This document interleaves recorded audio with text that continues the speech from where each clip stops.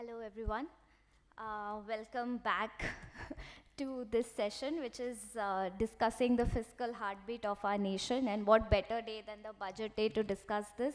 Although, of course, there was nothing much in the budget to discuss about, but let us discuss the profound impact which taxes have on our economy in general.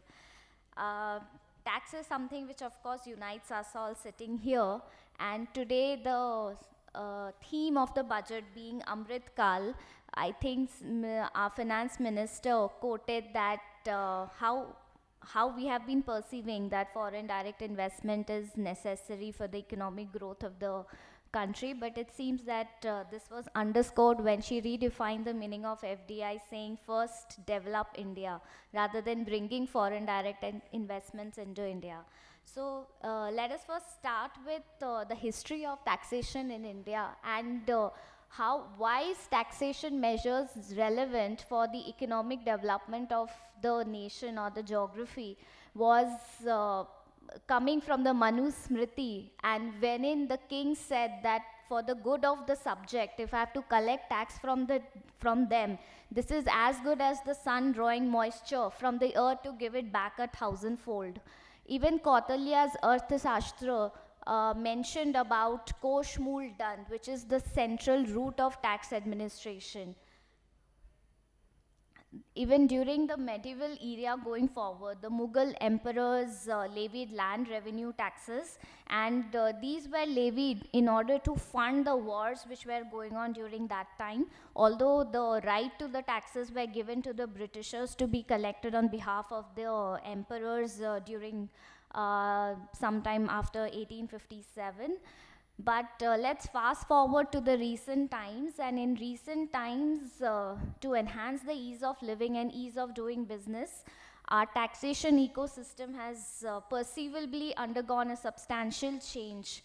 The tax policy reforms such as GST, then reduction in the corporate tax rates, reduction in the personal tax rates, exemption of sovereign wealth funds, pension funds, removal of DDT, have considerably reduced the tax outflow and the tax burden on the businesses and the individuals in India.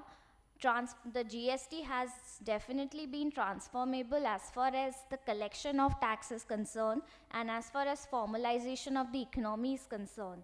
The GST has consistently shown an increase in collection from only 0.9 lakh crores in financial year 18 to 1.5 lakh crores in financial year 23. Even the number of taxpayers have risen from 66 lakhs to 1.4 crores in 2022, wherein a lot of unformalized sector and the smaller businesses have entered the GST regime. The GIFT ISC, which has been recently brought in and is still evolving, it has proved to be a robust gateway and entry point for global capital and financial services to be set up in India, for the aviation sector to be based in India. Few of some minor changes which have recently come in, like making the MSMEs more vibrant and dynamic by ensuring that they are paid on time, and hence the correlating and corresponding amendments have been brought in under the Income Tax Act. In fact, 2 days before the budget was announced, the Department of Economic Affairs issued a report calling it the India Economy Survey instead of calling it the Annual Economic Survey. And in that also, they highlighted that what they perceive is that India's GDP would grow faster than 7.2% in financial year, even when the world economy is still struggling to grow at just 3%. The other drivers of the economic growth as far as taxation is concerned is that reducing the corporate tax rate and providing special tax incentive or reliefs, they have encouraged investments in various ways. There have been a lot of growth, especially in the neglected or the underdeveloped geographies of India, for example, the northeast sector. The primary aim to reduce this distortion at the level of domestic investment and to attract foreign direct investment was to reduce the income taxes on dividends and capital gains over a period of time. While there has to be certain certainty and predictability in the taxation system in India, because that is what ultimately leads to higher investment and hence enhanced growth. However, we have not seen that stability as yet, although there was certain promises made by the former finance minister and a declaration made by the Indian government that there will not be any retrospective amendments in order to not disturb the tax economy in India. However, in practicality, we have still seen that the amendments have been brought in retrospectively in one way or the other. So that certainty is still something which is expected from the Indian Finance Ministry. Also, that lowering not just the corporate taxes but even the labor taxes, they encourage inbound foreign direct investments, and they also continue to increase the productivity and profitability of our domestic companies and firms. In additional that, as I already mentioned, that apart from being stable and predictable, the tax system also has to be efficient and transparent. By the introduction of the faceless tax regime, to some extent, we can say that transparency and unbiasedness has been brought in the tax system, but practically it has led to further challenges being brought into the system, which needs to be handled and tackled with time. So when I was giving an example that of how the taxes can affect the economic growth and profitability of the country, one example that came across us with the introduction of GST. There has been a substantial saving in the logistics cost in the economy, and this data has been sourced from the Ministry of Road Transport and Highway. So if you can see that the logistics cost as a percentage of the total value has drastically decreased post GST, and that is of course because of the consolidation of the state taxes, the formalization of the warehousing and the logistics industry.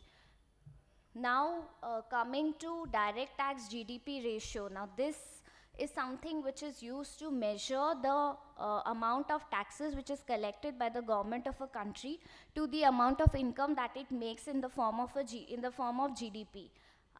Tax to GDP ratio was steadily, if I can just go to the next slide, which has the data, the latest data available is for 22-23, which shows that we have reached a tax GDP ratio of 6.11%, which is far better for a developing economy worldwide if we compare. And this has been projected to be increasing for the next financial year. And also that our tax collections is buoyant. So the increase in the amount of tax is far higher than the increase in the amount of GDP. And this is really necessary to go to the next level from a developing economy to a developed economy. Because if you see the trends worldwide, the highest tax buoyancy ratios and the highest tax GDP ratios are always available for developed economies, while the poor and the developing economies have a lower ratio. These are few of the finance stalwarts who have given their projections or their comments on how the India's high tax revenue collections have helped or will help the economy achieve its 3 trillion dream. Next, coming to the aspect of international tax and economy. Now, of course, in order to bring into taxation or Bring India into the international landscape, you need to enter into a double tax avoidance agreement, which most of the countries across the world are already into. But if you see the trend that a high income country has the maximum number of tax treaties with other jurisdictions across the globe, while a low income country will have the minimum number of tax treaties across the globe. What are the benefits and costs of a tax treaty? Now, of course, we know the traditional benefit of a tax treaty is to promote and reduce barriers to international trade and investment, and tax treaties also achieve this objective. But the first and foremost benefit or the first and foremost objective of a tax treaty is elimination of double taxation, because it can indeed be harmful, and it can indeed decrease the investment, trade, and economic growth. Now, double taxation does not mean that the same income is getting taxed twice. I mean, that is, of course, the basic principle, but double taxation also could mean economic double taxation. Economic double taxation means the same income is being taxed in the hands of two different persons. So when India had the double dividend distribution tax regime, the dividend which was distributed by the corporates in India, assuming there was a non-resident shareholder, so that dividend was being taxed as DDT in the hands of the Indian corporate, while the same dividend was also being taxed in the hands of the non-resident shareholder in their country of jurisdiction, which is called as an economic double taxation. So the purpose of a treaty is also to avoid such a position, because no investor or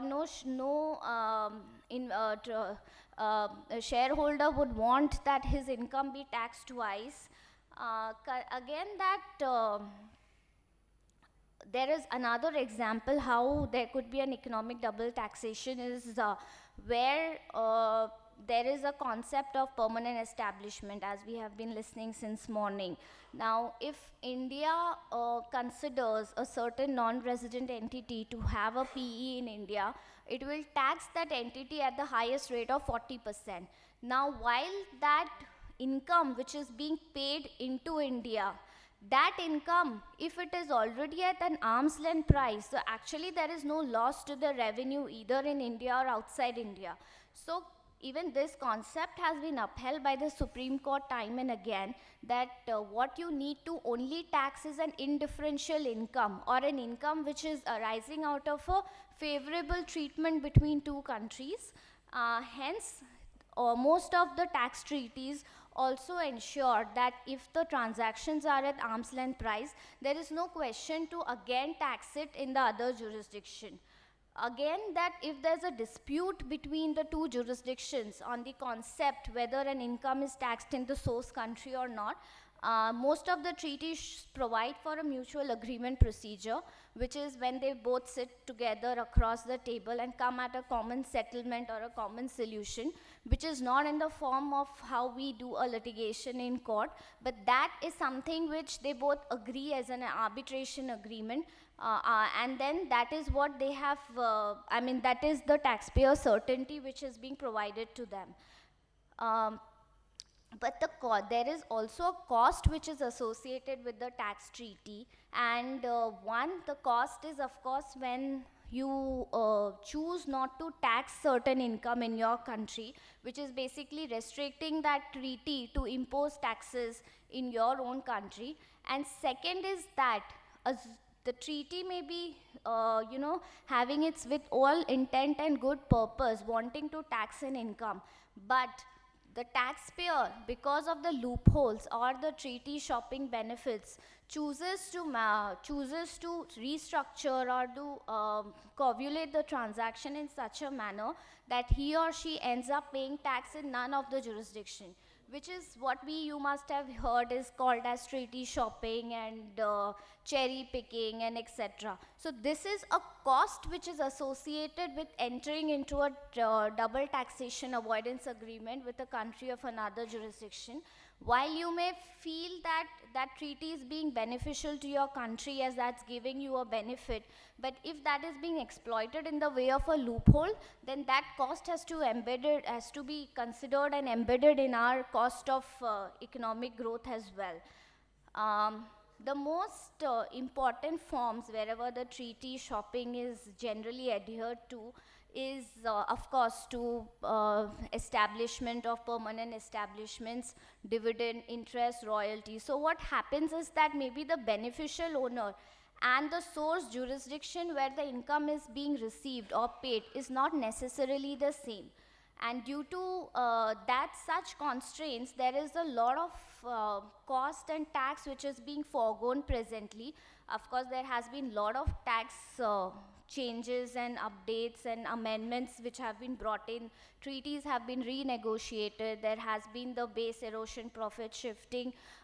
which has been brought in order to plug the loopholes and to ensure that there is no jurisdiction which is left with a unfavorable treatment on the treaty, but still there are jurisdictions where these conditions can be exploited. Now, when I was talking of the cost of the foregone benefits from a treaty, this is one of the examples. So, in this example, considering Mongolia and Canada, so Mongolia taxes dividend and interest at 20% each, while the treaty rates are at 5% and 10%. So ultimately, the revenue foregone for Mongolia for any income which is earned by a Canadian resident in Mongolia is 0.2%. This data is not available for all the jurisdictions, so only I could pull out for whatever jurisdiction it is available. Again, then coming to the recent developments of FDI, which have been brought in by the Indian government. Now, these have happened at both levels, domestic and international. On the domestic front, there has been a lot of changes in the FDI policy, opening up sectors for FDI like warehousing and hospitality, etc., raising the limits for the purpose of FDI in certain sectors. And from the international front, there has been renegotiations with the DTAAs, for example, Mauritius, Singapore, Cyprus, which happened in 2017. Post that, India entered into, was a signatory to the multilateral instrument, which accepted the BEPS action plan, and whoever is a corresponding signatory to the BEPS action plan, the corresponding treaty stands amended with effect from the date of ratification. Now, since FDIs, we all know, and in fact is a matter of fact, that FDI inflow has been the maximum up till 2016 from Mauritius, and hence the most impacted FDI sector is all the investments which were coming from Mauritius in the form of equity in the recent times. After the renegotiation of the treaty, the loyalty has shifted to Singapore, not because Singapore is maybe more lowly taxed, but because Singapore still has certain tax benefits which Mauritius has now chosen to forego. Plus, Singapore is a more robust tax treaty because it has a limitation of benefits clause, which generally will pass the smell test or any other GAR test from the Indian tax administration perspective. However, one thing which is very peculiar is that when the treaty with Mauritius has been renegotiated, what trend has been seen is that the FDI investment has actually shifted from equity to debt, because the withholding tax rate for the Mauritian tax treaty is still lower than most other jurisdictions. In fact, it is 7.5%, while for Singapore or Netherlands, it is 15% and 10% respectively. So what has changed is that people are purchasing more debt than equity, and maybe instead of direct investment, there's more of P-notes and FPI investments, which is happening through Mauritius. In fact, when the Mauritian treaty was renegotiated, even we were approached by our clients to revisit the structures and to advise them on whether the equity should be converted into debt, or how should the investments be made. Should it be a direct investment? Should it be a portfolio investment? Or should it be through P-notes, etc.? So it is not a corollary that because of the renegotiation of the treaty, the FDIs automatically go away. It just shift form is what the Mauritian renegotiated treaty has taught us. And in fact, Mauritius FDI is still at the highest rate at present, whatever the FDI inflow is into India from all other jurisdictions, followed by Singapore and Japan and Netherlands and Germany. Now, another factor which is important to promote FDI in India is not just the bilateral tax treaty, but also the bilateral investment treaty. Bilateral investment treaties has also been renegotiated and is in the process of being renegotiated. And if the bilateral investment treaty provides a safe and stable environment for the FDIs, then even if taxation is one of the cost of doing business in India for the non-residents, it's not a significant or a major factor as long as ease of doing business in India is more favorable.